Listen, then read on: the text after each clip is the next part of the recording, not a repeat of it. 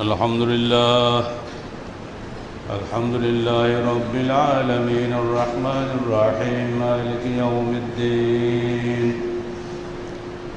يا أيها الذين آمنوا اتقوا الله حق تقاته ولا تموتن إلا وأنتم مسلمون يا أيها الناس اتقوا ربكم الذي خلقكم من نفس واحدة وخلق منها زوجها وبث منهما رجالا كثيرا ونساء واتقوا الله الذي تساءلون به والأرحام إن الله كان عليكم رقيبا يا أيها الذين آمنوا اتقوا الله وقولوا قولا سديدا يصلح لكم أعمالكم ويغفر لكم ذنوبكم ومن يطع الله ورسوله فقد فاز فوزا عظيما أما بعد فإن خير الحديث كتاب الله وخير الهدي هدي محمد صلى الله عليه وسلم وخير الأمور عوازمها وشر الأمور محدثاتها وكل محدثة بدعة وكل بدعة ضلالة وكل ضلالة في النار فقد قال الله تعالى في الكلام المجيد فأعوذ بالله السميع العليم من الشيطان الرجيم بسم الله الرحمن الرحيم اعلموا أنما الحياة الدنيا لعب ولهو وزينة وتفاخر بينكم وتكاثر في الأموال والأولاد كمثل غيث أعجب الكفار نباته ثم يهيج فتراه مصفرا ثم يكون حطاما وفي الآخرة عذاب شديد ومغفرة من الله ورضوان وما الحياة الدنيا إلا متاع الغرور سابقوا إلى مغفرة من ربكم وجنة عرضها كعرض السماء والأرض أعدت للذين آمنوا بالله ورسله ذلك فضل الله يؤتيه من يشاء والله ذو الفضل العظيم সূরা হাদীদ 20-21 আয়াত। যাবতীয় হামদ ও সানা আল্লাহ রাব্বুল আলামিনের জন্য এবং যাবতীয় দরুদ ও সালাত শেষ নবী মুহাম্মদ রাসূলুল্লাহ সাল্লাল্লাহু আলাইহি ওয়াসাল্লামের জন্য। পৃথিবীতে মানুষের মধ্যে আল্লাহ পাক দুটো দোষ এবং গুণ মিশ্রিত করে দিয়েছেন, যার মধ্যে দোষ বাতিল করে গুণকে উপরে রাখার ক্ষমতা আল্লাহ দিয়েছেন, তারাই এই দুনিয়াতে সুখী মানুষ। আর যারা মন্দের কাছে পরাজিত হয় এবং তার ভিতরে ভালো দিকটা কোনোদিনও বিজয়ী হতে পারে না, তারাই এই দুনিয়াতে সবসময় অসুখী। তারা কখনোই এই দুনিয়াতে মানুষের কাছে, সমাজের কাছে, নিজের কাছে, এমনকি আল্লাহর কাছে সে ভালো থাকতে পারে না। কার্ল মার্কসের ডায়ালেকটিক মেথড আমরা পড়েছি, দ্বন্দ্ববাদ। মূলত এগুলো নতুন কিছুই নয়। মানুষের মধ্যেই আল্লাহ পাক দুটা প্রকৃতি সৃষ্টি করে দিয়েছে, একটা শয়তানিয়ত, একটা মুলুকিয়ত। নফসে আম্মারা মানুষকে সবসময় অন্যায় কাজ প্রলুব্ধ করে, আর সেটাই হলো শয়তানিয়ত। নফসে লাওয়ামা শয়তানি কাজ করলে ধাক্কা দেয় মনে, জীবিকের দংশন, এটা হলো নফসে লাওয়ামা। আর যাদের মধ্যে অধিকাংশ তা ভালো চিন্তাটা সবসময় বেশি থাকে, এরা হলো প্রশান্ত চিত্ত, নফসে মুতমাইন্না। ইয়া আইয়ুহান নাফসুল মুতমাইন্নাহ ইরজিই ইলা রাব্বিকা রাদিয়াতাম মারদিয়া, হে প্রশান্ত হৃদয়, তুমি তোমার প্রভুর কাছে ফিরে আসো সন্তুষ্ট চিত্তে, সন্তোষ ভাবনা অবস্থায়। এই প্রকৃতির মানুষের হচ্ছে দুনিয়ার সবচেয়ে উপরের লেভেলের মানুষ। নবী, রসুল, আউলিয়া কেরাম, তারা হলো ওই প্রকৃতির মানুষ। কিন্তু আমরা যারা সাধারণ মানুষ, আমাদের মধ্যে ভালো মন্দ সবসময় দ্বন্দ্ব চলছেই। আর এই মন্দটাকে চেপে রাখার জন্যই আল্লাহ পাকের প্রেরিত নবী রসুলগুনের মাধ্যমে আমাদেরকে হিদায়াত পাঠানো হয়েছে। কারণ মানুষ অজ্ঞ, সে জানে না তার ভবিষ্যতে কী আছে। শিক্ষিত হোক, অশিক্ষিত হোক, সকল মানুষের এক কথায় অজ্ঞ। 1 মিনিট পরে কি ঘটবে সে নিজে বলতে পারে না। অতএব হিসাব মতো সবাই অজ্ঞ। আর এই জন্য তাদেরকে আল্লাহর অভ্রান্ত সত্যের মুখাপেক্ষী হতে হয়। সেখানে যা কিছু বলা আছে ওগুলো বিশ্বাস করতে হয়। তার ব্যতিক্রম করলেই সে ক্ষতিগ্রস্ত হবে। আল্লাহ পাক এখানে দুনিয়াবী জীবনের একটা চমৎকার বাণীচিত্র অঙ্কন করেছেন। সূরা হাদীদে 20 ও 21 নম্বর আয়াতে 2 ধরনের বক্তব্য একসঙ্গে এসেছে, যেটা আপনাদের উপকারে লাগবে। আল্লাহ বলছেন, ই'লামু আন্নামাল হায়াতুদ দুনিয়া লাইবুন ওয়া লাহবুন ওয়া তাফাখুরুন বাইনান নাস ওয়া তাকাসুরুন ফিল আমওয়ালি ওয়াল আওলাদ। হে মানুষ, তোমরা জেনে রাখো, তোমাদের এই পার্থিব জীবনটা হচ্ছে খেলাধুলা, খেলতামাশা মাত্র। পরস্পরে অহংকার করা, পরস্পরে মাল সম্পদ এবং সন্তানাদের বড়াই করা।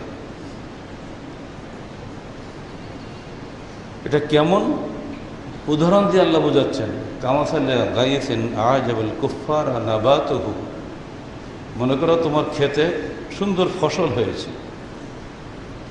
লকলকে তরতাজা পুষ্পকলি, বা এখন যে আম হচ্ছে আপনাদের, এগুলো দেখে চাষা অত্যন্ত খুশি হয়। কুফার মানে এখানে কৃষক। আজাবুল কুফার নাবাতুহু, তার এই সুন্দর গাছের শস্য শ্যামল সুজলা সুফলা চেহারা দেখে কৃষক অত্যন্ত খুশি হয়। সুম্মা ইয়াহিজ, অতঃপর গাছ একসময় পাতাটা সব শুকিয়ে যায়, গাছে ফল থাকে না, পাতাও পড়ে যায়, শুধু ডালপালা সর্বস্ব হয়ে যায়। ফাতারাহু মুসফাররান, একসময় দেখা যায় সেরেব হলুদ হয়ে গেছে, কিচ্ছু না, এই সবুজ কোথায়, হাওয়ায় হয়ে গেছে। সুম্মা ইয়াকুনু হুতামা, অবশেষে পুরো গাছটাই হয়ে পড়ে খড়কুটোর মতো, দেখতেই মন চায় না। আমড়া গাছ দেখেন না, যখন পাতা পড়ে যায় তো কেমন লাগে, মনে ফেলে দিই কেটে। যখন আবার পাতা গজায় বারবার দেখতে মন চায়। ওটারই উদাহরণ মনে মনে কল্পনা করে। অফিল আখিরাতি আযাবুন শাদীদ, তোমরা এই তোমার গাছের এই পড়ন্ত হলুদ চেহারাটা দেখো, আর তুমি তোমার জীবনটাকে মিলাও। তুমি যখন বাচ্চা হয়ে মায়ের গর্ভ থেকে ভূমিষ্ঠ হয়েছিলে, তো তোমাকে দেখে সবাই হেসেছিল, কি চমৎকার বাচ্চা হয়েছে। ছোট সন্তান দেখে খুশি হয় না, এমন কোনো মানুষ আছে বলে মনে হয় না। সে নিজের সন্তান হোক আর পরের সন্তান হোক, বাচ্চা দেখলে খুশি হয় না। এখন মানুষ তো পৃথিবীতে পাওয়া খুব দুষ্কর। এই মানুষটি যখন আবার বুড়া হয়ে যাবে, তখন দেখবেন ছেলেরাও তার দিকে আর তাকাবে না। ছেলের বিয়ে হয়ে গেছে, বউ বাচ্চা নিয়ে ব্যস্ত। কি করবে? পাড়ার কোনো মহিলাকে দেখে দয়া করে যদি তারা একটু সেবা করে, 1000 কোনো 10,000 টাকা বেতন দিতে রাজি আছি, কিন্তু আমার তো বাবার কাছে থাকার সময় নেই। বাবা বললো, ঠিক আছে বাবা, তুই চাকরি বাড়ি কর, আমার আর কে দেখবে, বুড়ো বয়সে এখন যে কদিন বাঁচি এই বিছানায় পেশাব পায়খানা করে হয়তো জীবনটা যাবে। এটা হলো ফাতারাহু মুসফাররান। গাছ যখন শুকিয়ে যায়, সে শুকনা গাছের সঙ্গে তোমার নিজের শুকনা জীবনটা তুলনা করো। আমাল হায়াতুদ দুনিয়া ইল্লা মাতাউল গুরুর, দুনিয়াবী জীবনটা হলো স্রেফ প্রতারণা, স্রেফ ধোঁকা খাওয়ার একটা স্থান। আসল জীবন পড়িয়েছে তোমার পরকালে, সেখানে তুমি যাবে। মনে রেখো, সেখানে অপেক্ষা করছে তোমার জন্য মাগফিরাতুন মিনাল্লাহি ওয়া রিদওয়ান, আল্লাহর পক্ষ থেকে ক্ষমা এবং আল্লাহর সন্তুষ্টি। যদি সেটা তুমি পেতে পারো তাহলে এই জীবনের এই যাবতীয় কষ্ট ওখানে গিয়ে সম্পূর্ণ পাল্টে যাবে, কারণ সেদিন কেউ বৃদ্ধ হবে না। পরকালীন জীবনে আমরা কেউ বুড়ো হব না, সবারই বয়স 30 থেকে 33-এর মধ্যে হবে, নারী হোক পুরুষ হোক, আমাদের তাজা জীবন হবে সেখানে। অতএব বার্ধক্যের এই কষ্ট তোমার দুনিয়াতেই শেষ, আখিরাতে আর নাই। জাহান্নামে গেলে সেখানে পড়তে হবে ওই যুবক অবস্থাতেই, জান্নাতে গেলে যৌবনের পূর্ণ আনন্দ নিয়ে তুমি সেখানে বসবাস করতে পারবে, তুমি কখনোই কষ্ট পাবে না। এবার আল্লাহ পাক আমাদেরকে ডাক দিয়ে বলছেন, সাবিকু ইলা মাগফিরাতিম মির রাব্বিকুম, হে মানুষ তোমরা প্রতিযোগিতা করো তোমার প্রতিপালকের ক্ষমা পাওয়ার জন্য, ওয়া জান্নাতিন এবং জান্নাত পাওয়ার জন্য, আরদুহা কাআরদিস সামাই ওয়াল আরদ, যার প্রশস্ততা আসমান ও জমিন পরিব্যাপ্ত, উইদ্দাত লিল্লাযিনা আমানু বিল্লাহি ওয়া রাসূলিহি, যা প্রস্তুত করা হয়েছে ওই সমস্ত মানুষের জন্য যারা আল্লাহ এবং তার রসুলদের উপরে বিশ্বাস স্থাপন করে। যালিকা ফাদলুল্লাহি ইউতিহি মান ইয়াশা, এটা আল্লাহ পাকের অনুগ্রহ, তিনি যাকে চান তাকেই দান করেন। আল্লাহু যুল ফাদলিল আযীম, তিনি মহা অনুগ্রহের মালিক। পরপর দুটি আয়াত সাজিয়ে দিয়ে এবার আপনি বলুন, মানুষের জীবনে আনন্দ বেদনা থাকবেই। ফাইন্না মা'আল উসরি ইউসরা, ইন্না মা'আল উসরি ইউসরা, কষ্টের পরেই স্বস্তি আছে, কষ্টের পরেই স্বস্তি আছে। অর্থাৎ প্রত্যেকটা মানুষের জীবনে কষ্ট থাকবে, স্বস্তিও থাকবে। স্বস্তির সময় সে আনন্দে উদ্বেলিত হবে, কষ্টের সময় সে দুঃখে ভেঙে পড়বে। কিন্তু মুমিন ছাড়া, মুমিনরা কষ্টের সময় আল্লাহকে স্মরণ করে, আনন্দের সময়ও আল্লাহকে স্মরণ করে। কষ্টে পড়লে সে ইন্না লিল্লাহি ওয়া ইন্না ইলাইহি রাজিউন বলে, আনন্দে পড়লে সে আলহামদুলিল্লাহ বলে। তার কোনো কষ্ট নাই, কারণ আল্লাহর হুকুম না হলে আমার কষ্ট হয়নি, বা আল্লাহর হুকুম হয়েছে বলে আমি এখন আনন্দিত হয়েছি। অর্থাৎ কষ্ট এবং আনন্দ দুটোই মুমিনের জন্য মঙ্গলজনক। কিন্তু যারা মুমিন নয় তাদের দুঃখের শেষ নাই। এই প্রসঙ্গে আপনাদেরকে একটা হাদিস শুনিয়ে দিই। ওয়ান আনাসিন ক্বালা ক্বালা রাসূলুল্লাহ ক্বালা কাদামা রাসূলুল্লাহ সাল্লাল্লাহু আলাইহি ওয়াসাল্লাম আল মদিনা ওয়া লাহুম ইয়াওমান ইয়ালআবুনা ফীহিমা فقال ما هذان اليومان قالوا كنا نلعب فيهما في الجاهلية فقال رسول الله صلى الله عليه وسلم قد أبدلكم الله لكم بهما خيرا منهما يوم الأضحى ويوم الفطر رواه أبو داود بإسناد صحيح। হিজরতের পরে যখন তিনি মদিনায় গেলেন, দেখলেন সেখানকার লোকেরা বছরে 2 দিন আনন্দ মেলা করে। তিনি বললেন, তোমরা এগুলো কী করো এই দিনে? বলে, আমরা এই দিন খেলাধুলা করি, একটু আনন্দ করি। তখন তিনি সবাইকে ডেকে বলেন, দেখো কাদ আবদালাহুমুল্লাহু লাকুম বিহিমা খায়রাম মিনহুমা, আল্লাহ পাক তোমাদের জন্য এই 2 দিনের চাইতে উত্তম 2টি দিন দান করেছেন। ইয়াউমুল আযহা ও ইয়াউমুল ফিতর, ঈদুল ফিতর ও ঈদুল আযহা। বোঝা গেল মুসলমানের জন্য বিশেষ আনন্দ মেলা করার দিন হচ্ছে বছরে 2টা। আমরা অবশ্য 3-4টা বানিয়ে নিয়েছি, কিন্তু ওটা চলবে না। ঈদুল ফিতর, ঈদুল আযহা, এই আনন্দের প্রকৃতি এবং বৈশিষ্ট্য সম্পূর্ণ পৃথক। মুসলমানের আনন্দ হয় আখিরাত লাভের মধ্যে, পরকালীন মুক্তির চেতনার মাধ্যমে। আমরা যখন ঈদের দিন আসি, আগে কি করি? আগে আল্লাহর নামে ময়দানে 2 রাকাত সালাত আদায় করি, আমার উন্নত ললাট এই সবুজ ঘাসের উপরে লুটিয়ে দিয়ে আল্লাহর কাছে প্রার্থনা করি, সুবহান রাব্বিল আলা, সুবহান রাব্বিল আলা। আল্লাহ তুমি সবচেয়ে বড়, আল্লাহ তুমি সবচেয়ে বড়, তুমি মহা পবিত্র। সেখানে বসেই আমরা 2 রাকাত সালাত আদায় করি আর বলি, রব্বানা যালামনা আনফুসানা ওয়া ইল্লাম তাগফির লানা ওয়া তারহামনা লানাকুনান্না মিনাল খাসিরিন।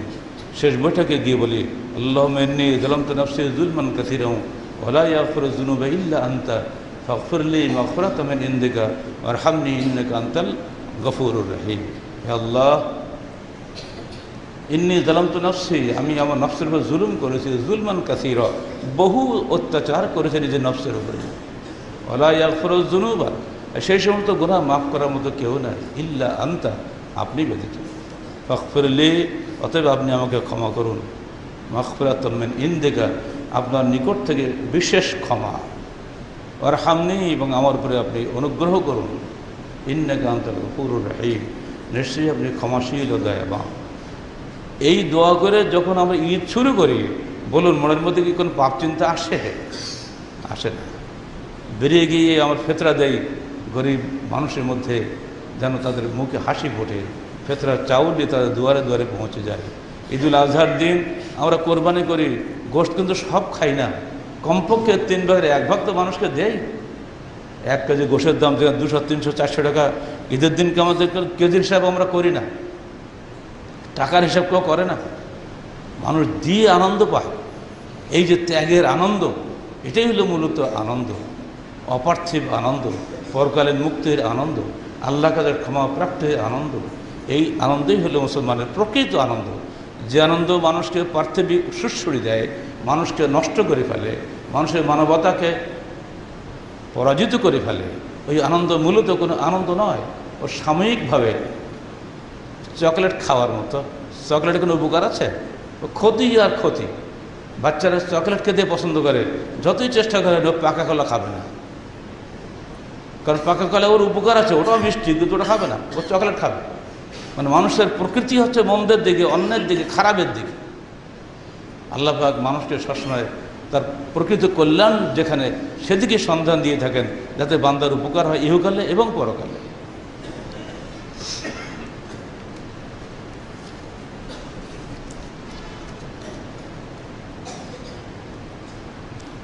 মদ খেলে আনন্দ হয় না? যারা খায় তারা ভালো বলতে পারবে কতই যে আনন্দ লাগে। আল্লাহ তো জানে, আমরা তো খাই না, বলতেও পারি না কি দেখি হয় না, কে খবর না।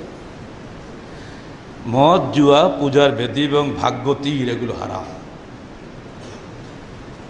মদের মাধ্যমে দৈহিক আনন্দ লাগে, আর জুয়ার মাধ্যমে অর্থনৈতিক লাভ হয়, টাকা পকেট ভরে, অবশ্য পকেট খালিও হয়, শুধু ভরে না। আর পূজার বেদিতে ছাগল গরু সব জবাই করে আমরা নজর নিয়াজ দেই, হাজত দেই, মুরগা জবাই করি, মনে করি যে আমার মরা পীর মেলা খাইলো। আচ্ছা, ও তো কিছুই খায় না, খায় ওই সব ওই পীর ফকিরের যেসব খাদেমরা আছে, বদমাশগুলো, এরাই সব খায়। কিন্তু আমার একটা ধারণা, এই যে দিলাম, বাস আমার পরকালের সব সাফ হয়ে গেল, ভবিষ্যতে কোনো মন্দ আমাকে স্পর্শ করবে না। যার উদ্দেশ্যে দিয়েছি তিনি দোয়া করবেন, আল্লাহ পাক তার মাধ্যমে আমাকে যাবতীয় বিপদ থেকে মুক্তি দান করবেন। এই যেটা ধারণা, এর কোনো মূল্য নাই, ভিত্তি নাই, তবু মানুষ এটাই করে। আর কি ভাগ্যতী, এরা আর দেশে ছিল, আমার দেশেও আছে, ঢাকাতে যাবেন সব জায়গায় পাবেন। যেদিকে তীর ছড়বেন, যদি ডান দিকে যায় তাহলে অনেক শুভ, বাম দিকে গেলে অশুভ। মেয়ের বিয়ে হবে না মঙ্গলবারে, কারণ এদিন অশুভ দিন। শনিবারে হবে না মামলা, থাকেও যাওয়া হবে না, কারণ এদিকে গেলে মামলা নিশ্চিতভাবে হারবো। এই যে কত কি চালু আছে, এটা কিন্তু আজকে নতুন নয়, যুগ যুগ ধরে চালু আছে। এসবগুলো মানুষের কাল্পনিক বিষয়, এগুলোর পিছনে মানুষ লক্ষ লক্ষ টাকা ঢালে। দেখেন তো ক্রিকেট খেলার দিন কত কোটি টাকা পৃথিবী নষ্ট হয়। কিন্তু আপনারা সব ভালো খবর রাখেন, ক্রিকেট জুয়া, এর চেয়ে বড় জুয়া এখন বর্তমান পৃথিবীতে নাই। কত কোটি কোটি টাকা যে নষ্ট করছে 10, 20, 22টা খেলোয়াড়ের পিছনে সরকার। ও টাকার এক অংশ দিলেও কিন্তু কত অসংখ্য গরিবের রুজির ব্যবস্থা হয়ে যায়। এগুলো আমাদের লোকেরা করবে না, কারণ এগুলো পিছনে আনন্দ নেই, যে দুনিয়াবি আনন্দ চায়। আল্লাহ বলছেন, ইয়া আইয়ুহাল্লাযীনা আমানু ইন্নামাল খামরু ওয়াল মাইসিরু ওয়াল আনসাবু ওয়াল আজলামু রাজসুম মিন আমালি শাইতান, রিজসুম মিন আমালি শাইতান ফাজতানিবুহু লাআল্লাকুম তুফলিহুন। إنما يريد الشيطان أن يوقع بينكم العداوة والبغضاء في الخمر والميسر ويصدكم عن ذكر الله وعن الصلاة فهل أنتم منتهون। মদ জুয়ার নিষিদ্ধের একটা সিলসিলা আছে। প্রথমে সূরা বাকারা 219 আয়াত নাজিল হয় যে দেখো তোমরা মদ খেও না, জুয়া খেলো না, কারণ ইসমুহুমা আকবার মিন নাফইহিমা, এই দুটাতে যা গুনাহ আছে তার উপকার চাইতে বেশি। উপকার হলো কি? জুয়া খেলে হয়তো একদিন পেয়ে গেলাম দান, একটা উপকার হলো। আর একটা উপকার কি? মদ খেয়ে একটু ফুটতে লাগলো, একটা উপকার হলো। আল্লাহ বলছেন দেখো এই যে সাময়িক তুমি যে লাভ করছো, এর চেয়ে ক্ষতি তোমার খুব বেশি হচ্ছে, তুমি তো জানো না, তুমি মূর্খ। মদ তোমার দেহটাকে শেষ করে দিবে, কোনো ওষুধ তোমার কাজে লাগবে না। মদের অপকারিতা সম্পর্কে যারা জ্ঞানী মানুষ তারা সবাই জানে। খবরদার দেহে ঢুকাও না, আর একবার ঢুকলেও আর বের হবে না, কারণ একবার খেলে নেশা হবে, বারবার করতে মন চাইবে, জীবনটা শেষ না করা পর্যন্ত মদ যাবে না তোমার কাছ থেকে। ঠিক জুয়া এরকম, একবার যারা জুয়ার ফাঁদে পড়ে তারা কখনো ওখান থেকে বেরোতে পারবে না। আজকে বাংলাদেশের অবস্থা আপনারা ভালো করে জানেন, ঘরে ঘরে জুয়া। আর অত হাই হাই কোম্পানি যে আসতেছে, শুনলাম নাকি গত মাসে এই রাজশাহী থেকে 50 কোটি টাকা নিয়ে হাই হাই কোম্পানি পাঠাচ্ছে। 6 বছর ছিল এখানে, আর খবর নেই, সরকারও খুঁজে পাচ্ছে না, কেউ খুঁজে পাচ্ছে না। মানুষের কাছে ধোকা দিয়ে দিয়ে এমনি করে করে যার টাকা খায়, এই সবগুলোকে আল্লাহ পাক এক কথা বলে দিয়েছেন, এগুলো সব জুয়া, সাবধান। এ ফাঁদে পা দিও না। একদিন একটু চেখে দেখে মনে করে যে কেউ বিড়ি খায়, ও জীবনে ছাড়তে পারে না। ঠিক অন্যদিকে যদি কেউ একদিন একটু দেখে এক চুমুক মদ খায়, ও আর ছাড়বে না। ঠিক একবার যদি কেউ জুয়ার ফাঁদে পড়ে যায়, সে আর ছাড়তে পারবে না। নিজেকে ধ্বংস করবে, নিজের বাপ মাকে ধ্বংস করবে, নিজের সমাজকে ধ্বংস করবে, রাষ্ট্র ধ্বংস হবে, দুনিয়া শেষ হয়ে যাবে। এজন্য আল্লাহ, যিনি সৃষ্টিকর্তা আমাদের, প্রতিপালক আমাদের, তিনি আগেই আমাদেরকে সাবধান করে দিয়েছেন, বাবা সাবধান এই 4টে বিষয় থেকে। মৌলিক বড় বড় হারাম এগুলো, আরও বহুত হারাম আছে, কিন্তু এই 4টা মৌলিক হারাম। মদ খেলে মদ সম্পর্কে বহু কথা আছে, পরে বলছি। 4টে নাম ধরে ধরে আল্লাহ বলে দিলেন, রেজুসুমিন আমলের শয়তান, এগুলো শয়তানি আমল, এগুলো নাপাক। ফাজতানিবুহু, তোমরা এগুলো থেকে বিরত হও। লাআল্লাকুম তুফলিহুন, তাহলে তোমরা অবশ্যই সফল কাম হবে। মনে রেখো, ইন্নামা ইউরিদু শাইতানু আন ইউকিআ বাইনাকুল আদাওয়াত ওয়াল বাগদা, শয়তান কামনা করে যে তোমাদের মধ্যে শত্রুতা এবং বিদ্বেষ ঢুকে পড়ুক আপসে। ইয়াসুদ্দাকুম আন যিকরিল্লাহ, এবং সে চায় যেন তোমরা আল্লাহকে স্মরণ না করো, সে বাধা দেয়। ওয়ানিস সালাহ, এবং সালাত থেকেও তোমাকে বাধা দিবে। হাল আনতুম মুনতাহুন, তোমরা কি বিরত হবে?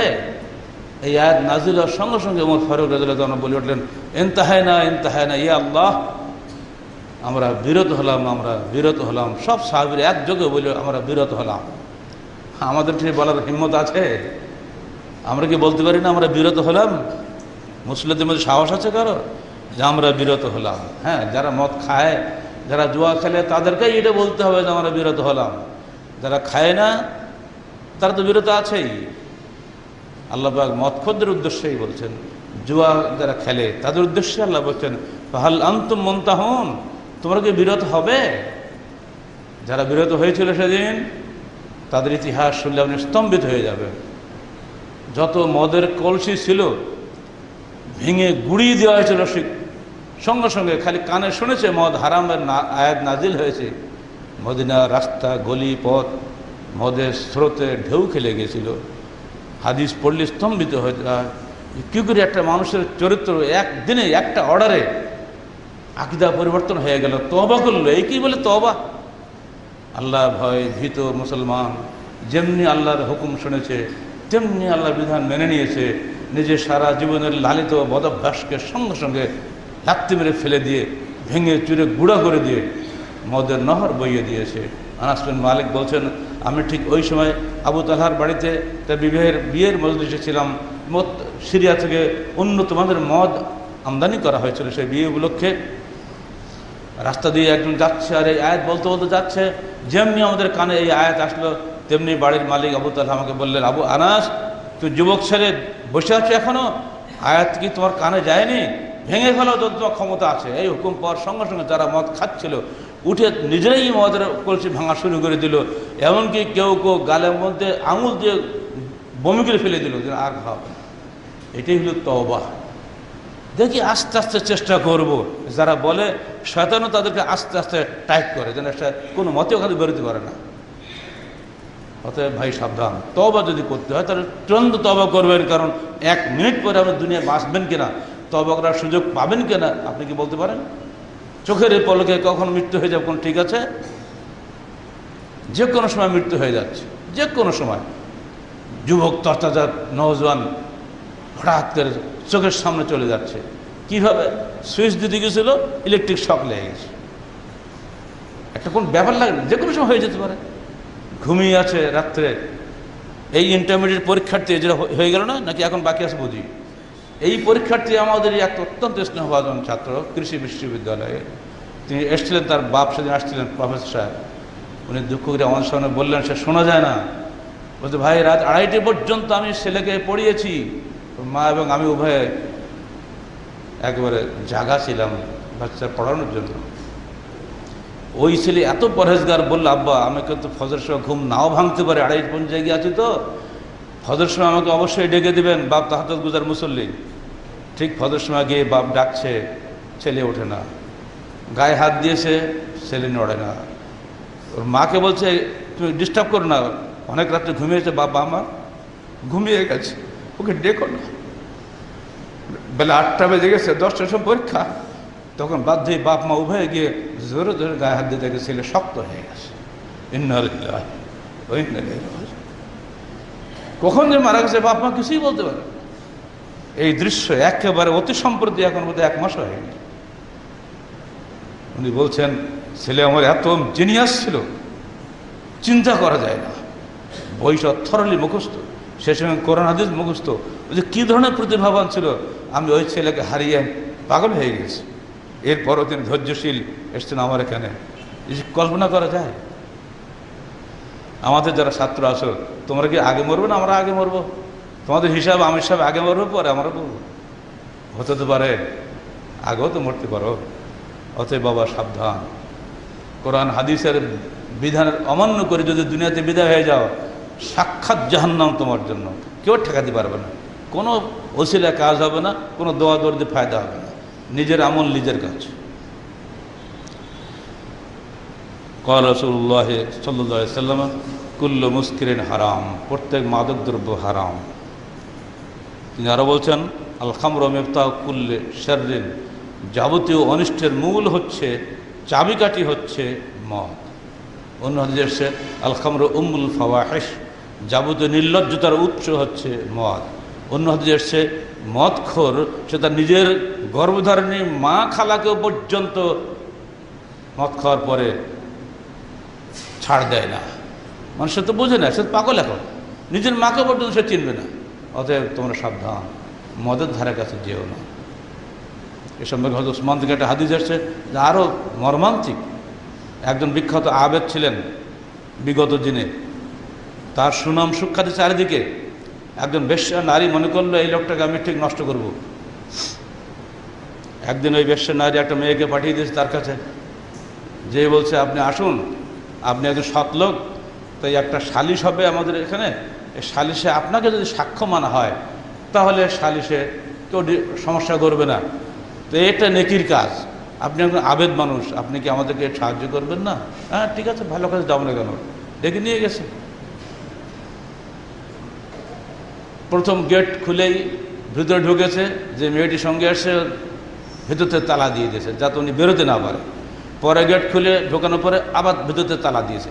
এমনি করে 3-4 গেট পার হয়ে গিয়ে ওই যে বেশ্যা মহিলা সুন্দর সাজগোজ করে বসে আছে, সেখানে গিয়ে হাজির হয়েছে। ওই আবেদ তোকে দেখি চমক করছে, এ কি? দেখুন আপনি পালাতে পারবেন না, সব বন্ধ। আমি আপনাকে দাওয়াত দিয়েছি আমার সঙ্গে জেনা করার জন্য। আস্তাগফিরুল্লাহ, বললে কি? জীবনে আমি এসব নাই, কোনো কথা হবে না, জেনা করতে হবে। যদি না করেন এই বালককে হত্যা করতে হবে, পাশে একটা ছেলে বসা আছে, সেটা না করেন আপনাকে এই মদের 1 গ্লাস মদ দিচ্ছি পাত্র, এটাকে খেতে হবে। এই 3টার মধ্যে কোনটা আপনি গ্রহণ করবেন এখন আপনার ইচ্ছা। আমাকে জেনা করবেন, অথবা ছেলেটাকে হত্যা করবেন, অথবা মদ পান করবেন। 3টা যে কোনো একটা করলে আপনি মুক্তি পাবেন, নইলে এই দরজার তালা খোলা হবে না। উনি অনেক সময় ভেবেছেন, দেখলেন এই মদ খাওয়াটাই ভালো, ওই জেনা করাচ্ছে এই মানুষখান করাচ্ছে যে মদ খাওয়াটাই ভালো। আমরা বোধহয় তাই বলবো, তাই না? যে ওই ফাঁদে যদি আমরা পড়ি, আমরা কিন্তু মদটাকেই বেছে নেব। উনি তাই নিলেন। এই মদ খাওয়ার পরে এমন মাদকতা এসে গেল, বলছে আরও দাও, আরও দাও। যতক্ষণ পেটে ধরেছে ততক্ষণ নাক পর্যন্ত খাইছে মদ। খাওয়ার পর তো যা হত্যা হয়েছে, সে জেনাও করেছে, ওই ছেলেকে হত্যাও করেছে, তারপরে বেড়েছে। একেবারে সহিহ হাদিস, আমাদের লিখিত দর্শে এগুলো সব চলে গেছে আগে, আমি খালি স্মরণ করে দিচ্ছি পুরনো কথাগুলো। তো এখানে যে আল্লাহ সুবহানাহু আল খামর উম্মুল ফাওয়াহিশ, মদ হচ্ছে যাবতীয় নির্লজ্জতার মা, উৎস। এটা যে খাবে হেন অপকর্ম নেই যে সে করবে না। এবার আসেন আমাদের বাংলাদেশের একটা হিসাব আপনাদের শুনিয়ে দিই, শোনার দরকার আছে, কারণ আপনারা শিক্ষিত মানুষ, না শুনলে হবে না। তো আমাদের সরকারের মাদক অধিদপ্তর আছে, তারা যে হিসাবটা দিয়েছেন সেখানে এই মোট মাদকাসক্তের মধ্যে 90% হচ্ছে দেশের কিশোর, যুবক এবং ছাত্রছাত্রী। খুশি নাকি আপনারা? এখন বলেন ইন্না লিল্লাহি ওয়া ইন্না ইলাইহি রাজিউন। মানুষ মরার চাইতে এই খবর আমাদের আরও দুঃখজনক। এই মুসল্লিদের মধ্যে যারা ইয়ং ছেলেপেলে, এদের অবস্থা হচ্ছে এটা। এবং আপনারা জানেন সরকারি হিসাব সবসময় একটু গোলমেলি হয়। 90% বলছে, ওটা হয়তো দেখবেন 99% হয়ে যেতে পারে। যাদের উনি সেখানে বলছেন যে আর এই মাদক সেবী যারা, এদের অধিকাংশ উচ্চশিক্ষিত। এটা আরো ভয়ঙ্কর খবর না? মূর্খরা কোরআন হাদিসকে ভয় করে, আল্লাহকে ভয় করে, উচ্চশিক্ষিতরা ব্যাখ্যা করে করে জায়েজ করে নেয়, তাই না? উচ্চশিক্ষিতরা ব্যাখ্যা করে করে জায়েজ করে নেয়। বলে আমি তো ফ্রেশ আছি, আমরা নফরতের গান ভালো মন্দকে ভালো করার জন্য সালাত আদায় করতে, আমি তো ভালো আছি, আমি সালাত কেন? এই যে যুক্তিগুলো সব শয়তানি যুক্তি। যখরফাল কওলে গুরুরা, আল্লাহ বলছেন এগুলো শয়তান তোমাদেরকে চমৎকার চমৎকার যুক্তি শিখিয়ে দেয় তোমার পদভ্রষ্ট করার জন্য। সাবধান শয়তান থেকে। মনের মধ্যে যখন করোনার বিরুদ্ধে কোনো যুক্তি আসবে, বুঝে নিতে হবে যে আমার ভিতরে শয়তান ঢুকছে এখন। অমিন শাররিল ওয়াসওয়াসিল খান্নাস আল্লাযী তাবাকি ফি সুদুরিন নাস। শয়তান মানুষের এই বুকের মধ্যে ঢুকে ওয়াসওয়াসা দেয়। এই ওয়াসওয়াসাগুলো বেশি দেয় শিক্ষিত লোকদের। আমাদের সরকারি হিসাবে বলা হচ্ছে এদেশে যত মাদকাসক্ত তার 90% শিশু, কিশোর, আপনার ছাত্রছাত্রী এবং শিক্ষিত মানুষ, এবং তার অর্ধেকই হচ্ছে শিক্ষিত, উচ্চশিক্ষিত মানুষ। যারা আপনারা খবর রাখেন, বিশ্ববিদ্যালয়, রাজশাহী মেডিকেলের সব আশপাশ যাবেন, ফেনসিডিলের বোতল এত হাজার হাজার পাবেন তো কল্পনা করা যাবে না। একটা কিন্তু ভরা নেই, সব খালি, মানে ভেতর থেকে ফাঁকা করে দিয়েছে, তারপরে ফেলেছে। কাঁচ তো খাওয়া যায় না। এরাই হবে ডাক্তার, দুদিন পরে সুঁচফুটা দিয়ে কি ফুটে পারল জানে, ইঞ্জেকশন বাদ দিয়ে বিষ দিয়ে ঢুকে বসতে পারে। এরপরে বিশ্বব্যাংকের হিসাব নেন। বিশ্বব্যাংকের হিসাব মতে বিশ্বের সকল আর্থিক ক্ষতির মধ্যে সিংহভাগ ক্ষতি হয় মদ ও জুয়ার কারণে। ক্রিকেট জুয়া যার শীর্ষে রয়েছে এখন। বিশ্বে প্রতিদিন 44,000 মানুষ তামাকের কারণে মরে, আর 50 লক্ষ মানুষ ধূমপানের কারণে মারা যায় প্রতিদিনের হিসাব। আমরা মনে করি একটা সিগারেট টানতেলাম, কি হলো? এতই বোকা মানুষ। ওই ধোঁয়াটা তো নিকোটিন বিষ, নিজে বিষ টেনে নিচ্ছে আমি, এরপরও ভাবছি কতই না আনন্দ হলো। বুদ্ধির গোজায় ধোঁয়া না দিলে বুদ্ধি বের হয় না। অতএব একটু বুদ্ধি বের করার জন্য একটা সিগারেট খেলাম, তাও মাওলানা সাহেবরা তা একটু খেতেও দিবে না। জি না, ওটা আপনার ক্ষতির জন্য আমরা বলি, আপনার ক্ষতি হোক এটা আমরা চাই না। কেন খাবেন? ভবিষ্যৎ ভাববেন না? আল্লাহ তো নিষেধ করেছেন, লা তুলকু বিআইদিকুম ইলা তাহালুকা, সূরা বাকারা 195 আয়াত। তোমরা নিজেদেরকে ধ্বংসে নিক্ষেপ করো না। আমরা কি নিজেরা ধ্বংসে নিক্ষেপ করছি নিজেদেরকে? মদ খেয়ে, জুয়া খেলে, ধূমপান করে নিজেদেরকে নিজেরা ধ্বংসে নিক্ষেপ করছি। এবং আরও আশ্চর্যের বিষয়, এই যারা ধূমপান করে 20% মহিলা। আমরা ভাবি যে মহিলারা বোধহয় ধোয়া টোয়া খায় না। ওরে বাপরে বাপ! আর এই মহিলারা সব কিন্তু ওই 5-7 তলা বিল্ডিংয়ের মালিকানা যারা, তারাই। সাধারণ গরিব মহিলারা অধিকাংশই আলহামদুলিল্লাহ এগুলো থেকে মুক্ত, কারণ তারা আল্লাহকে ভয় করে। ওরা না খেয়ে মরে কিন্তু আল্লাহকে ভয় করে। আর যারা বেশি খায় তারা আল্লাহর থেকে অবাধ্যতা করে বেশি। এর মধ্যে ব্যতিক্রম থাকবে। বড় লোকদের মধ্যে অনেক ভালো মানুষ আছে, গরিবদের মধ্যেও অনেক দুষ্ট মানুষ আছে, সব জায়গায় ব্যতিক্রম আছে। প্রত্যেকের জন্য সাবধানতা, যেন ধূমপান থেকে আমরা বিরত থাকি। দুদল মানুষ থেকে সাবধান, এটা কিন্তু আমি সাবধান করছি না, আমার রসুল সাবধান করছি। কারণ আবি হুরায়রা রাদিয়াল্লাহু তাআলা আনহু قال قال رسول الله صلى الله عليه وسلم صنفان من امتي من اهل النار আমার উম্মতের দুটি দল জাহান্নামী হবে, তোমরা তাদের থেকে সাবধান হও। এক, কওম মা'হুম সিয়াতুন কাযনাবিল বাকর ইয়াদরিবুনা বিহান নাস, একদল মানুষের হাতে সর্বদা লাঠি থাকবে, তাদের তারা মানুষের খালি মারবে। লাঠি কাদের হাতে থাকে? জি, আরও আছে সন্ত্রাসী, এখন তো ঘরে ঘরে, তাই না? ক্যাডার না কি বলেন আপনারা, কত যে ঢঙের সব বের হয়েছে। এরা কাযনাবিল বাকর, গরুর পিছনে যে লেজ থাকে না, ওই রকম দিয়ে ওরা সবসময় মানুষকে মারবে। ওরা মারায় উস্তাদ, মনে করে মারিয়ে মানুষকে সাইজ করব, মানুষ আমার গোলামি করবে সারা জীবন। এই যে অহংকার, এই যে শক্তির অহংকার, যে কোনো মুহূর্তে চলে যেতে পারে। তুমি শক্তিশালী যুবক, চোখের পলকে প্যারালাইজড হয়ে পড়ে থাকবে, তোমাকে কেউ উঠানোর লোক থাকবে না। হচ্ছে না এখন? যে কোনো সময় প্যারালাইজড হয়ে যাচ্ছে মানুষ। দুই, নিসাউন কাসিয়াতুন মাইলাতুন মামিলাতুন মাইলাত রুউসুন কাসনাতুল বুখতিল মাইলা লা ইয়াদখুলুনাল জান্নাহ ওয়া লা ইয়াজিদনা মিন বিহা রিহাহা, রাওয়াহু মুসলিম। আরেক দল হলো ওই মহিলারা যারা কাপড় পরে বটে কিন্তু সব দেখা যায়, আরিয়াত মানে উলঙ্গ। মামিলা মানুষকে নিজের দিকে আকর্ষণ করে, মায়েলাত নিজেরা অন্যের দিকে আকৃষ্ট হয়। রুউসুম কাসনাতুল বুখতে, মাথায় ঝুঁটি অর্থাৎ চুলগুলো সব মাথার উপরে দিয়ে উঁচু করে হাঁটে, ডাঁটে চলে। ওটাকে আমরা কি বলি, আপনাদের ভাষা থাকবে, আমার দরকার নেই। ওয়ালা ইয়াজিদনা রিহাহা, এরা লা ইয়াদখুলুনাল জান্নাহ ওয়ালা ইয়াজিদনা রিহাহা, এরা কখনোই জান্নাতে প্রবেশ করবে না এবং জান্নাতের সুগন্ধিও পাবে না। মুসলিম শরীফের হাদিস। অতএব নারী এবং পুরুষ উভয় পক্ষ সাবধান। পুরুষ শক্তির জোর খালি পিটাবে, বউ পিটাবে, মানুষ পিটাবে, এটা চলবে না। আর নারী বেহায়াপনা দিয়ে পুরুষকে আকৃষ্ট করবে, এটাও চলবে না। এই দুটি কারণেই তোমরা জাহান্নামী হবে। এই দুটি দলকে আল্লাহ রাসূল বিশেষ করে নাম ধরে সাবধান করেছেন। বিয়ে শাদী যারা করবে, ঘর বাড়ি দেখে করবে, শুধু সুন্দরীর চেহারা দেখবে না, ডিগ্রি দেখবে না, টাকা পয়সা আল্লাহ শ্বশুর দেখবে না। দেখবে যে মেয়েটি তোমার বাড়িতে আসবে বউ হয়ে, সে মেয়েটি দিনদার কিনা, পরহেজগার কিনা, সে পর্দায় থাকে কিনা, কোনটা ভালোবাসে খেয়াল করবে। এগুলো কিভাবে আপনি করবেন? একদল লোক এগুলো মানুষের মধ্যে ছড়িয়ে দেয়। রাসূলুল্লাহ সাল্লাল্লাহু আলাইহি সাল্লাম যখন দিনের দাওয়াত নিয়ে মক্কায় অলিতে গলিতে ঘুরতে থাকলেন, বিশেষ করে কাবাগিরির পাশে বসে যখন দাওয়াত দিতেন, তখন যাতে মানুষ তার দাওয়াত শুনতে না পায়, এজন্য আনাস বিন নাদার, সব চাচার গোষ্ঠী, সব ওলীদ বিন মুগীরা, এই সমস্ত বড় বড় কোটিপতিরা ইরাকের হীরা নগরী থেকে নর্তকী খরিদ করে নিয়ে আসতো। গান বাজনা বাজাতো তারা এসে এবং নাচ গান করতো, যাতে মানুষ ওই নাচ গানে মেতে যায়, কেউ যেন কোরআন হাদিস না শোনে।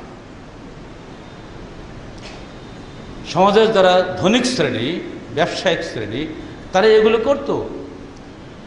তারা বলতো, লা তাসমাউ বিহাযাল কুরআন ওয়ালগাউ ফীহি লাআল্লাকুম তাগলিবুন, তোমরা কখনোই মুহাম্মদের এই কথাগুলো শোনো না, তোমরা হইচই করো, যাতে মুহাম্মদের কণ্ঠ কেউ শুনতে না পায়, তোমরা ওদেরকে পরাজিত করতে পারো। এটা হচ্ছে সূরা হামিম সাজদার আয়াত। এবার সূরা লোকমান আল্লাহ কি বলছেন? ওয়া মিনান নাসি মান ইয়াশতারি লাহওয়াল হাদিস লিইউদিল্লা আন সাবিলিল্লাহি বিগাইরি ইলমিন ওয়া ইয়াত্তাখিযা হুজুয়া উলাইকা লাহুম আযাবুম মুহিন। মানুষের মধ্যে একদল মানুষ আছে যারা লাহওয়াল হাদিস খরিদ করে, খেল তামাশা খরিদ করে নিয়ে আসে, যাতে মানুষ আল্লাহর পথ থেকে বিচ্যুত হয়ে যায়, লিইউদিল্লা আন সাবিলিল্লাহ, পথভ্রষ্ট হয়ে যায়। বিগাইরি ইলমিন, অজ্ঞতা বসে, সে জানে না যে কেউ পাপ সে করে যাচ্ছে। আল্লাহ বলছেন, দেখো, উলাইকা লাহুম আযাবুম মুহিন, এইসব মানুষের জন্য মর্মান্তিক শাস্তি অপেক্ষা করছে। যারা সমাজের কিছু ক্ষমতা আছে, তারা যদি তাদের ক্ষমতাকে আল্লাহর পথে ব্যয় না করে শয়তানের পথে ব্যয় করেন, তার শাস্তি হলো এটা। লাহওয়াল হাদিস খরিদ করে এনে তরুণ যুবশক্তিকে ধ্বংস করবেন না, মা বোনদের, ছোটো ছোটো বাচ্চা কচি মেয়েদেরকে ধ্বংস করবেন না। মদ, জুয়া, হাউজি ইত্যাদি আমদানি করে যুবশক্তিকে ধ্বংস করে সমাজকে ধ্বংস করা হবে। সমাজ যদি ধ্বংস হয়ে যায়, যুবশক্তি যদি ধ্বংস হয়ে যায়, সমাজ কাদের নিয়ে চলবে? ওরাই তো আমাদের ভবিষ্যৎ। তারা যদি নষ্ট হয়, চুরি করবে, ছেঁচড়ামি করবে, গুন্ডামি করবে, ডাকাতি করবে, জেনা ব্যভিচারী করবে, তখন মুরব্বীরা কী করবে? কোনই করে ক্ষমতা নেই। অতএব হে সমাজ নেতা, হে রাষ্ট্র নেতা, সাবধান হও। কৈফিয়ত তোমাদেরকে আমাদের চেয়ে আল্লাহর কাছে বেশি দিতে হবে। আল্লাহ পাক তোমাদেরকে ক্ষমতা দিয়েছেন সমাজ শাসন করার, রাষ্ট্র শাসন করার পরীক্ষার জন্য। পরীক্ষা যদি তুমি ব্যর্থ হয়ে যাও, তা ইহকালও হারাবে, পরকালও হারাবে। ইহকালে হয়তো 5টা পয়সা পাবে, 5টা মুসলিমের ঘরও আছে, কাফের ঘরেও পয়সা আছে, মুসলমানের ঘরেও পয়সা আছে। পয়সা দিয়ে কোশ্চেন করে পরকাল খরিদ করা যায় না। ওখানে নিজের ঈমান এবং আমল দিয়ে পরকাল খরিদ করতে হয়। কি দিয়ে এগুলো প্রতিরোধ করবেন? যা দিয়ে আমার রসুল প্রতিরোধ করেছিল আমাদেরকে তাই দিয়ে প্রতিরোধ করতে হবে, অন্য কোনো কিছুই চলবে না। আজকাল পত্রিকায় প্রায় দেখা যায় মাদককে না বলুন, দেয় না পত্রিকা? ওই না বলুনের ছবি তুলে ওরাই বহু শয়তানি মামলা থেকে বেঁচে যায়। একটা ঘুষখোর, সমাজের একটা বাজে ছেলে, সন্ত্রাসী গুন্ডা যদি না বলনের মধ্যে চেহারাটা দিতে পারে, ওই চেহারাটা যদি তাকে কোর্টে গিয়ে দেখানো হয়, কোর্ট তার জামিন দিয়ে দেবে না। ছেলে তো আসলেই ভালো, সে মাদককে না বলেছে। আসলে না বলা বলতে কিছু আছে যদি আল্লাহকে ভয় না করা হয়? আমি না বললাম আজকে, কালকে হাসুর করলাম, ক্ষতি কি? আল্লাহকে ভয় করে যে ব্যক্তি না বলে, সেই নাটা টিকে থাকে। কাউকে দেখি না বলে ছবি তুলে দিয়ে কোনো লাভ হবে না। আমার রসুল কীভাবে করেছিলেন দেখেন। একটু আগে তো আপনি শুনলেন মদিনার খবর, কীভাবে মদের কলজি ভেঙেছিল সাহাবায়ে কেরাম। আর এবার দেখেন মক্কাতে আল্লাহ রসুল দাওয়াত শুরু করলেন। দাওয়াত যারা গ্রহণ করলো তাদেরই মধ্যে তো ছিলেন। সেখান থেকেই সেই মদখোর বংশ থেকেই তো সৃষ্টি হয়েছে বড় বড় সাহাবি, তাদের নাম শুনলে শরীর কেঁপে ওঠে। ওমর ফারুকের নাম শোনেন নাই? ওই সমস্ত পরিবেশ থেকে তো ওনারা উঠে আসছেন। যখন তাদের কাছে আল্লাহর বাণী শুনেছেন, তখন তাদের অন্তর কেঁপে গেছে যে না, আমার দাদা তো দুনিয়ায় বেঁচে নেই, আমার বাপ তো দুনিয়ায় বেঁচে নেই, আমাকেও তো দুনিয়াতে চলে যেতে হবে। অতএব মোহাম্মদ যা বলছে এটাই সত্য, আমাকে ওটা মেনে চলতে হবে। ছাড়াও ও সমস্ত গান বাজনা, ওটা দিয়ে তো আমার কোনো পরকালে কাজে লাগবে না। প্রতিরোধের সবচেয়ে বড় উপায় হলো ধর্মীয় মূল্যবোধ সৃষ্টি করা। ধর্মীয় মূল্যবোধের মাধ্যম ছাড়া কোশ্চিনকালে মাদকদ্রব্য, জুয়া খেলা ইত্যাদি থেকে মানুষকে ফেরানো যাবে না। জাবের ইবনে আব্দুল্লাহ قال قال رسول الله صلى الله عليه وسلم। এবার শোনেন হাদিস, এখানে তো আমরা সব কোরআন হাদিস বলছি, অন্য কিছু বলছে কি? শোনেন, জাবের ইবনে আব্দুল্লাহ قال قال رسول الله صلى الله عليه وسلم। এটা কি আপনাদের সৌভাগ্য নয়? 1000 বছর আগে আমার রসুল যে বাণী দিয়ে গেছেন, সেগুলো আজকে আপনাদের সামনে পড়ে শোনানো হচ্ছে।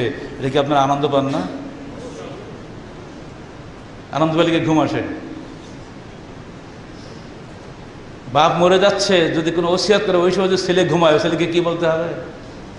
আমার রসুল দুনিয়াতে বিদায় হয়ে যাচ্ছে না, আপনাদেরকে দাওয়াত দিয়ে যাচ্ছেন, বাবা এই কাজগুলো করো।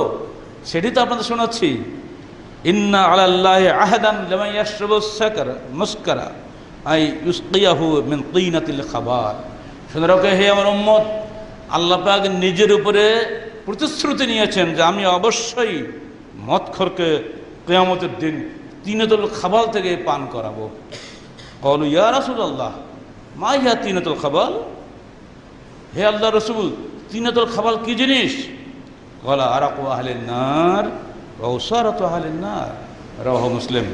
এটা হলো জাহান্নামবাসীদের দেহ থেকে যে ঘাম বেরোবে এবং তাদের রক্ত মাংস পুড়ে যে পচা দুর্গন্ধযুক্ত পুঁজ বের হবে, ওইগুলো খাওয়ানো হবে মদখোরদেরকে। যারা দুনিয়ায় মদ খেয়েছিল, আখিরাতে তাদেরকে এগুলি খাওয়ানো হবে। খেতে পারবে ছেলেরা? আল্লাহকে ভয় করো। আমার রসুল কোনো মিথ্যা কথা বলেন না, কোরআন হাদিসে মিথ্যা নাই। যা বলা হচ্ছে এটা অবশ্যই সত্য এবং এটা হতেই হবে যদি তুমি মদখোর হও। ওয়ান ইবনে উমর রাদিয়াল্লাহু আনহু ক্বালা ক্বালা রাসূলুল্লাহ সাল্লাল্লাহু আলাইহি ওয়াসাল্লাম মান শারাবাল খামরা লাম ইয়াকবালুল্লাহু লাহু সালাতু 40 সাবাহান, রাওয়াহু তিরমিজি বিসনাদিন সহিহ। যে ব্যক্তি দুনিয়াতে মদ খেলো, এরপরে যদি সে নাও খায়, তথাপি 40 দিনের সালাত তার কবুল হবে না, অর্থাৎ 40 দিনের সালাতের নেকি সে পাবে না। অতএব ভাই সাবধান, কীভাবে এত দূর করা যাবে? প্রথম কথা আমরা বলেছি, ধর্মীয় মূল্যবোধ জাগিয়ে তোলা ব্যতীত এগুলো থেকে মানুষকে ফেরানোর কোনো সুযোগ নাই। 2 নম্বর, রাষ্ট্রীয় প্রতিরোধ। এ বিষয়ে হাদিসে এসেছে, যে ব্যক্তি মদ খায় তা 80 বেত্রাঘাত করো। বাংলাদেশে ইসলামী আইন নেই, 80 বেত্রাঘাত করবেও না, বরং উল্টা রাষ্ট্রই অনুমতি দিচ্ছে এগুলো তত বড় করো, তাই না? ভোট দিয়ে যাদেরকে আপনারা নেতা বানাইলেন তারা মাশাআল্লাহ প্রকাশ্যে না হলেও গোপনে সবাই এর সহযোগিতা করছেন। ফলে আনন্দ মেলার নামে যা হচ্ছে, মানুষকে হত্যার মেলা শুরু হয়ে যাচ্ছে। সবত্র সারা দেশে এরকমভাবে চলছে। সাবধান, রাষ্ট্রীয় প্রতিরোধ দুর্বল হওয়ার কারণে আজ আমাদের জীবনে এত ক্ষতি হয়ে যাচ্ছে। মানুষ হয় আল্লাহকে ভয় করবে না রাষ্ট্রকে ভয় করবে, তাই না? এই আল্লাহর ভয় কমে যাচ্ছে আর রাষ্ট্রকে ভয়ের কোনো সুযোগ নেই, কারণ আমি নিজেই তো রাষ্ট্র চালাই, আমি নিজেই অনুমোদন দিচ্ছি, আমি নিজেই এখান থেকে কিছু পয়সা ভাগ পাবো।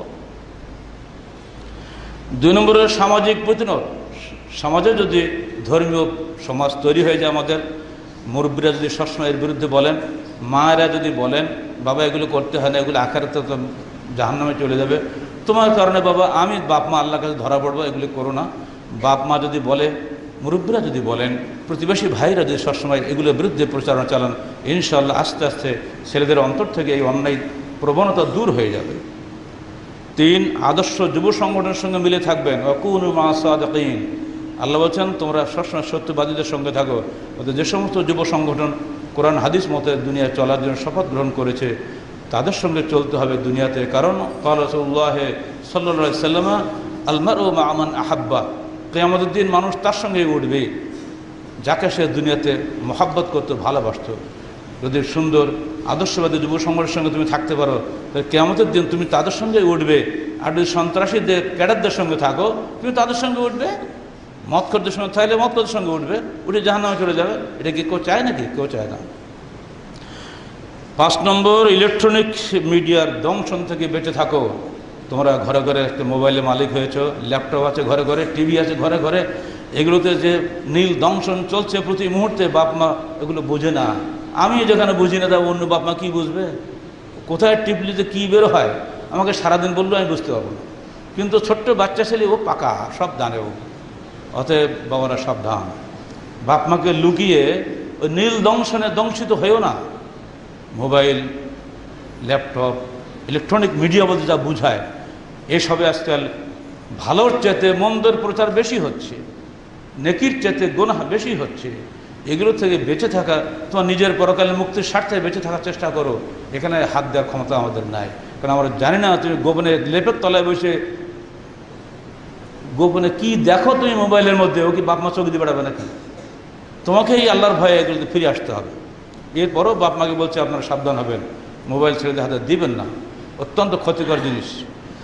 6 নম্বর, ধর্মীয় শিক্ষা প্রতিষ্ঠানে বা ধর্মীয় পরিবেশে সন্তান মানুষ করা। সন্তান ছোটোবেলায় যা দেখে তাই শেখে।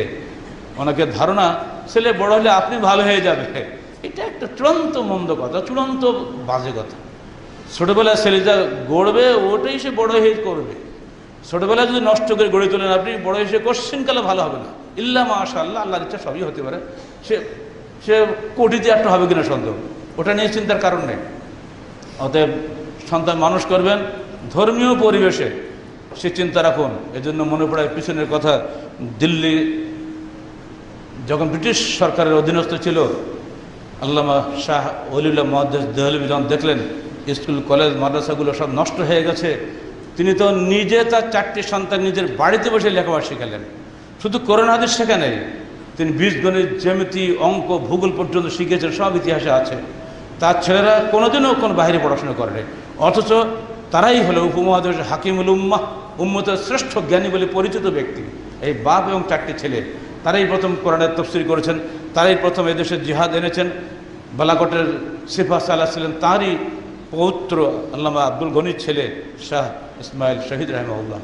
এই মানুষ তৈরি করার জন্য সুন্দর পরিবেশটা আগে দিতে হবে। এই যেখানে সুন্দর পরিবেশ আছে বলে আপনি মনে করেন সেখানে সন্তান লেখাপড়া শিখাবেন, নইলে শুধু MA BE পাস করবে, লাখ লাখ টাকা কামাই করবে, এই চিন্তা যদি কোনো বাপের মধ্যে থাকে, ওই বাপ আল্লাহর তকদিরকে অবিশ্বাসী। প্রত্যেকটা সন্তানের তকদিরে নিয়ে দুনিয়াতে এসেছে, তার রুজির ব্যবস্থা আল্লাহ তাকে করে দিয়েছেন। আপনি বাপ হতে পারেন কিন্তু তার রুজির মালিক নন।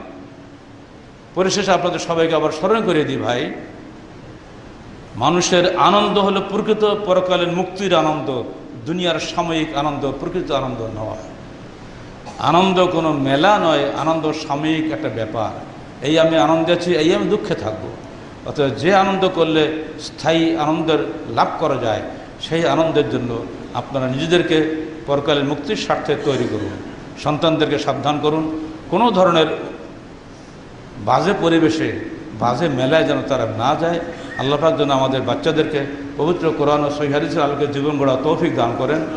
সঙ্গে সঙ্গে আমাদের মুরব্বী ভাইদেরকে সমাজের সুন্দর একটা পরিবেশ তৈরির জন্য চেষ্টা করার আল্লাহ পাক যেন তৌফিক দান করেন।